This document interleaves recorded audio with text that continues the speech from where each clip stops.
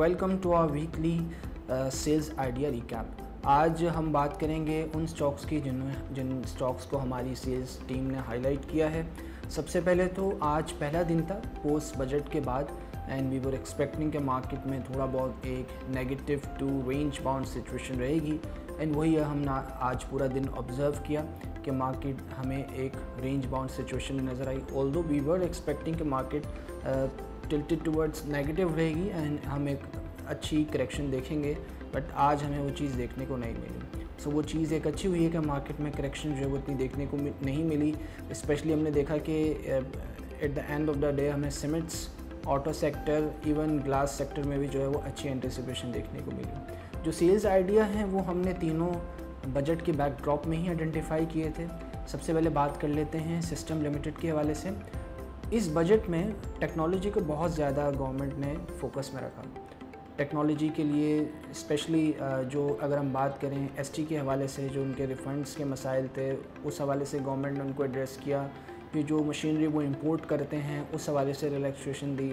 फिर जो banks concessionary loans देते हैं उस हवाले से उनको रिलैक्सेशन मिली। ऑब्वियसली अब अगर ये सारी चीज़ें मिलेंगी एक सेक्टर को तो उससे एक अच्छी एंटिसिपेशन देखने को मिलती है। फिर जो टर्नओवर टैक्स है वो अक्रॉस द बोर्ड तमाम कंपनीज़ के लिए कम किया गया, 1.25 से कम करके उसको 1% कर दिया गया। सो ये सारी चीज़ें हैं जो टेक को सपोर्ट कर रही हैं। इसके अलावा जो हमने देखा कि सिस्टम की रीसेंट परफॉर्मेंस है पहले क्वार्टर की वो बहुत अच्छी थी। तकरीबन 3.85 के ऊपर कंपनी ने पहले क्वार्टर में ईपीएस रिकॉर्ड किया था, जो कि अगर हम देखें तो हमें बॉटम लाइन में अप्रॉक्स 200% की ग्रोथ नज़र आती है एंड सेम विद अगर हम रेवेन्यू ग्रोथ देखें तो भी मोर देन 100% हमें नज़र आती है। इसका प्राइमरीली रीज़न यही है कि सिस्टम जो है अपनी ज़्यादातर कॉस्ट अपनी वो पीकेआर में मेंटेन रखता है और जो उसका रेवेन्यू है वो भी 80 to 85% रेवेन्यू इसका फॉरेन करेंसीज में आ रहा होता है। सो जो एक पीकेआर डिवैल्यूएशन है वो सिस्टम को बहुत ज़्यादा फ़ायदा कर रही होती है। दूसरी चीज़ हमने ये देखी थी कि सिस्टम प्रीडोमिनेटली यूरोपियन साइड पे और नॉर्थ अमेरिकन साइड पे ज़्यादा उसका फोकस था, बट रिसेंटली जब हमें ये देखने को मिला कि वहाँ पे एक स्लो डाउन आ रहा है तो सिस्टम ने अपना जो फोकस है वो मिडल ईस्ट की जानिब ज़्यादा किया, स्पेशली सऊदी अरेबिया की जानिब। एंड वहाँ पे उन्होंने रिसेंट एक्विजिशंस की जिसका सिस्टम को काफ़ी फ़ायदा हुआ है। स्पेशली अगर हम एनडीसी टेक की बात करें तो वो एक सिस्टम के लिए बहुत बेनिफिशियल ट्रांजैक्शन साबित हुई है। अब हम देख रहे हैं कि मोर देन 40% रेवेन्यू जो है वो सिस्टम सिर्फ मिडल ईस्ट रीजन से जनरेट कर रहा है। सो ये एक पॉजिटिव साइड है कि सिस्टम ने अपना जो पोर्टफोलियो उसको काफ़ी डाइवर्सिफाई किया है। बैंकिंग स्पेस में भी इंटर हुए हैं, कंसल्टेंसी स्पेस में भी उनकी जो पेनिट्रेशन बहुत ज़्यादा हो गई है। जहाँ तक बात करें ओवरऑल कि CY23 में सिस्टम की क्या परफॉर्मेंस रह सकती है, तो लग ऐसा ये रहा है कि ये सेम परफॉर्मेंस और ग्रोथ जो है वो कंटिन्यू रहेगी एंड वील सी के सिस्टम का जो EPS है वो भी बहुत अच्छा रहेगा एंड थ्रू आउट हमें लग ये रहा है कि तकरीबन 100% हमें रेवेन्यू ग्रोथ देखने को मिल सकती है। जिस पे अगर हम EPS की बात करें तो मोस्ट लाइकली जो हमेशा से एक लोगों का एक रुझान होता है कि सिस्टम का प्राइस टू अर्निंग मल्टीपल काफ़ी एक्सपेंसिव है और बहुत हाई है। सो अब हम देखेंगे कि वो 10 के आसपास या 10 के नीचे भी आ सकता है, तो वो एक बहुत बेनिफिशियल चीज़ है। दूसरा ये है कि सिस्टम ने रिसेंटली अगर हम देखें तो उसकी प्राइस में एक डिवैल्यूएशन हमें देखने को मिली थी, तो वहाँ से भी लग ऐसा ये रहा है कि काफ़ी कंसोलिडेशन हुई है और अब जो ये बजट आया है ये सिस्टम को काफ़ी सपोर्ट करेगा। That's why we have highlighted system कि इसको जो है वो आपके पोर्टफोलियो में होना चाहिए, बिकॉज जो ग्रोथ स्टोरी है वो सिस्टम की बहुत आउटस्टैंडिंग है। पोर्टफोलियो एक्सपेंशन भी हमें नज़र आती हैं और डाइवर्सिफिकेशन भी हमें नज़र आती हैं। सो हमने सिस्टम को हमने इस साल जो हमारी एनुअल स्ट्रेटजी रिपोर्ट है उसमें भी हमने हाईलाइट किया था एंड हमने इसको अपनी एक आउट परफॉर्म रेटिंग दी थी। तकरीबन 571 की टारगेट प्राइस है तो भी 90% का अपसाइड वहाँ पे भी रिफ्लेक्शन आती है। So that's why we have highlighted the stock. आप हमारे सेल्स आइडिया के इस स्टॉक को आप रीड कीजिए, ये अवेलेबल है हमारे सोशल मीडिया चैनल्स पे एंड इसे अपनी कंसिडरेशन में लाइए। हमने इस वीक नेटसोल को भी हाईलाइट किया है। नेटसोल को भी हमने सेम बैकड्रॉप में हाईलाइट किया है बजट के बैकड्रॉप में, बिकॉज बजट के अंदर आईटी सेक्टर को काफ़ी सपोर्ट मिली। तो सेम चीज़ें जो सिस्टम के लिए फेवरेबल हैं इस बजट में वही सारी चीज़ें एप्लीकेबल होती हैं नेटसोल पे। नेटसोल को भी हमने हाईलाइट इसलिए किया था कि लास्ट टाइम हमें इसके रिज़ल्ट में एक अच्छी इंप्रूवमेंट देखने को मिली थी एक्सचेंज गेन की वजह से, बिकॉज एक्सचेंज गेन ने काफ़ी सपोर्ट किया। इसके अलावा बिकॉज इसके भी जो प्रोडक्ट हैं वो पाकिस्तान सॉफ्टवेयर बोर्ड के साथ जो है वो लिस्टेड हैं, तो ऑब्वियसली उसका भी इसको फ़ायदा होगा।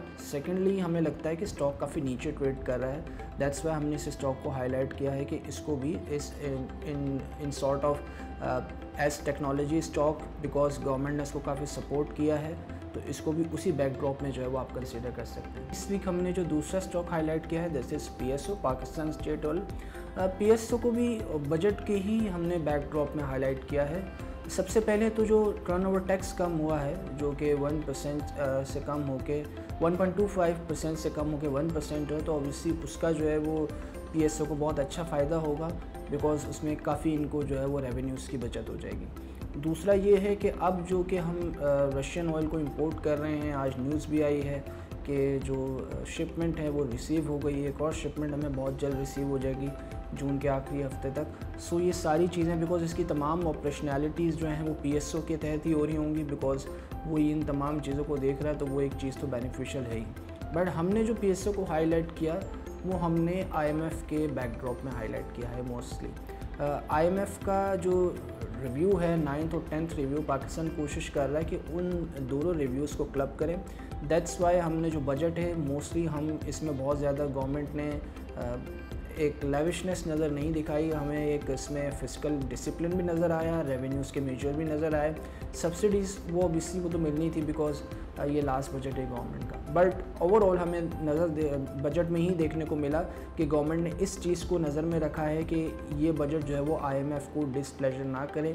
दैट्स वाई हम एक्सपेक्ट कर रहे हैं कि बजट के बाद, आज मॉनेटरी पॉलिसी तो है ही, उसमें कोई हाइक भी एक्सपेक्टेड नहीं है, एंड बजट के बाद अगर ये 9th और 10th रिव्यू की जानिब जाते हैं तो फिर जो सर्कुलर डेट वाला मामला है वो वापस लाइमलाइट में आएगा, एंड उस इशू का रेजोल्यूशन PSO से डायरेक्टली लिंक है, बिकॉज PSO के मैसिव रिसीवर्स हैं, तकरीबन 484 बिलियन के रिसीवर्स हैं। तो अगर वहाँ पे गवर्नमेंट और IMF के दरमियान कुछ नेगोशिएशंस होती हैं और सर्कुलर डेट के रेजोल्यूशन के हवाले से चीज़ें जाती हैं, तो मोस्ट लाइकली विल सी के जो PSO है उसमें अच्छी एंटिसिपेशन हो सकती है। लग ऐसा ये रहा है कि आगे जाके शायद गवर्नमेंट को पेट्रोल की प्राइसेस बढ़ाना पड़ जाए, बिकॉज अब जो बजट में PDL 10 रुपये बढ़ाया है। फिर इंटरनेशनली हमने देखा है कि सऊदी अरेबिया की जानिब से अनाउंसमेंट हुई है कि वो 1 मिलियन बैरल जो है वो कट करेंगे ऑयल की प्रोडक्शन।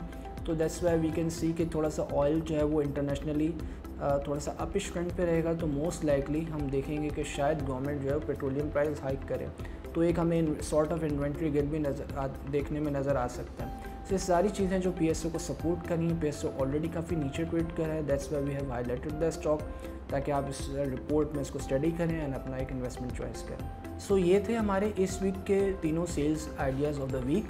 हमने इन तीनों स्टॉक्स को बजट के पर्सपेक्टिव में हाईलाइट किया, इसके अलावा जो कंपनी की रीसेंट परफॉर्मेंस थी उसके भी पर्सपेक्टिव से हमने इसको हाईलाइट किया था। और हाईलाइट करने का मकसद यही होता है कि जो रिपोर्ट आपके सामने प्रेजेंट की जाती है आप उसको स्टडी करें और एक प्रूडेंट इन्वेस्टमेंट चॉइस करें। इसके अलावा अगर आपकी मज़ीद कोई क्यूरीज हो तो आप हमारे सोशल मीडिया चैनल्स में रीच आउट कर सकते हैं। Thank you very much.